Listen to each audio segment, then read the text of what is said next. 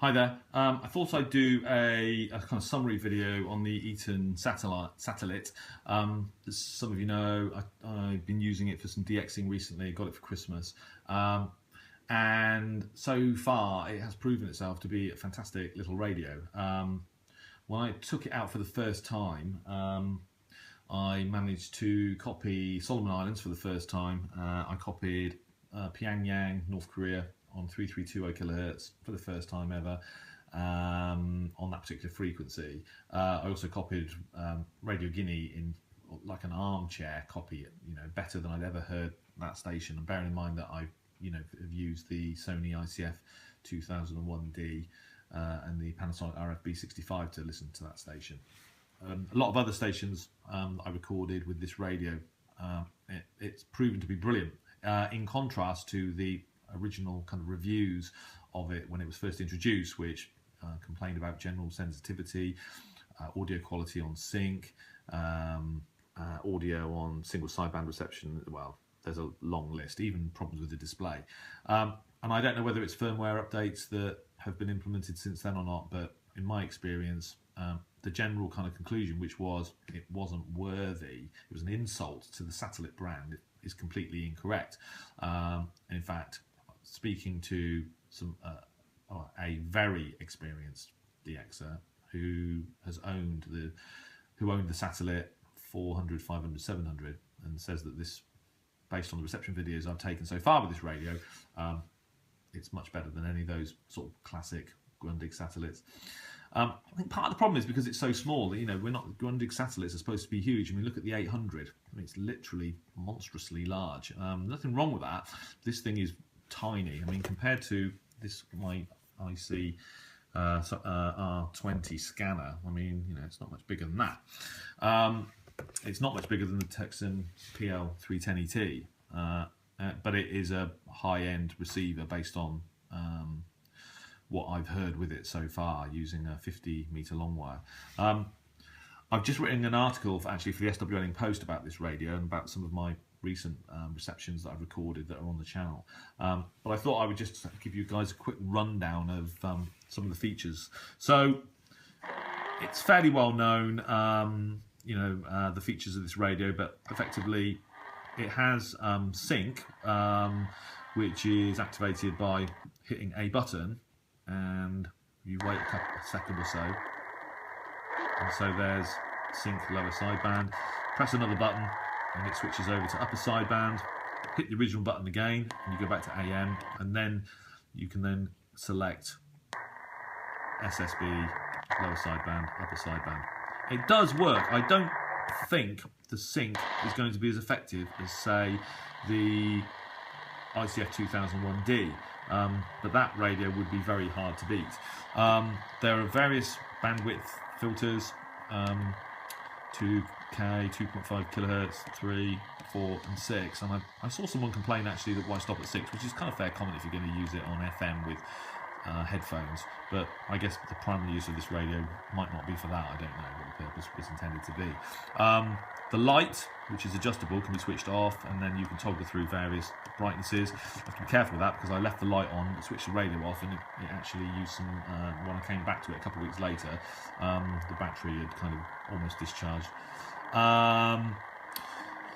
Obviously direct frequency access via the keypad, obviously tuning. It will also scan up and down. You can set the tuning speed to fast and slow. At the moment I've set it to 1 kilohertz, but you can set it to fast, which tunes up and down in 5 kilohertz, or you can literally press these buttons here. It's fairly standard. There's a signal strength indicator, which you can see there, which is small but kind of works, and then there's a filter width little indicator there as well, which, to be honest with you, doesn't really give you very much information. There are various ways to store stations, and you can toggle through the meter band on shortwave, you can toggle through medium wave, and obviously there's an FM selector there as well. There's a locking key, so on your travels you can lock the radio, reduce the chance of switching it on accidentally. It has this kind of novel double jointed telescopic antenna that allows you to extend it properly when using the radio with the on its back, with the little stand open.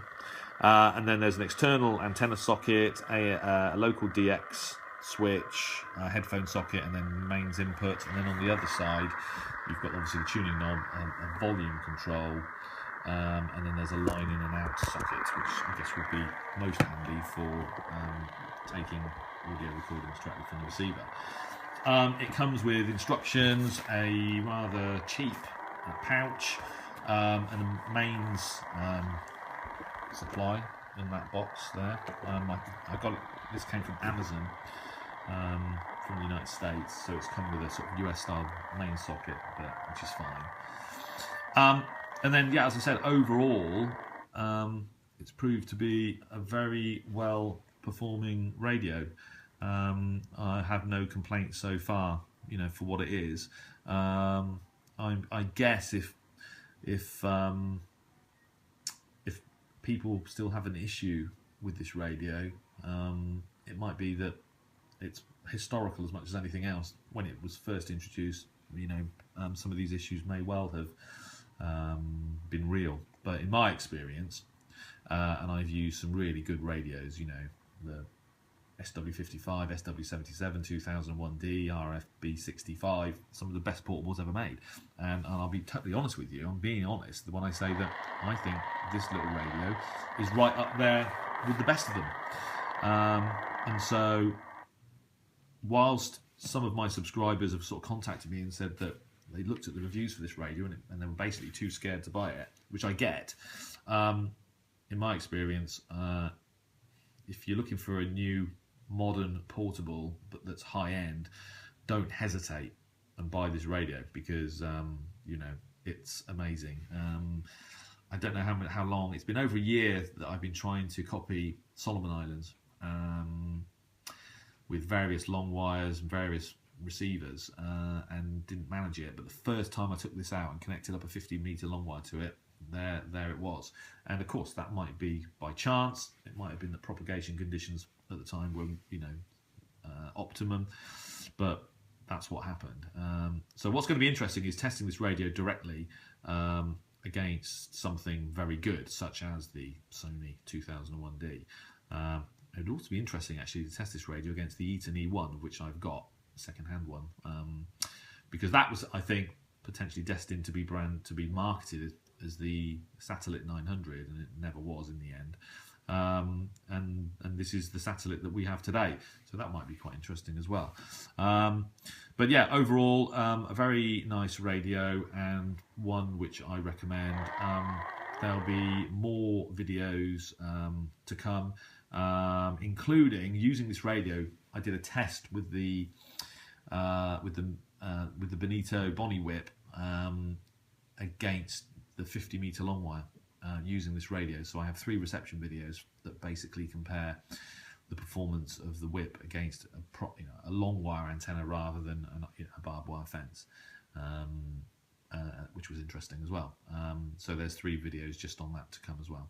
So I hope you enjoyed this video, and I'm looking forward to taking this radio out again on further de-expeditions.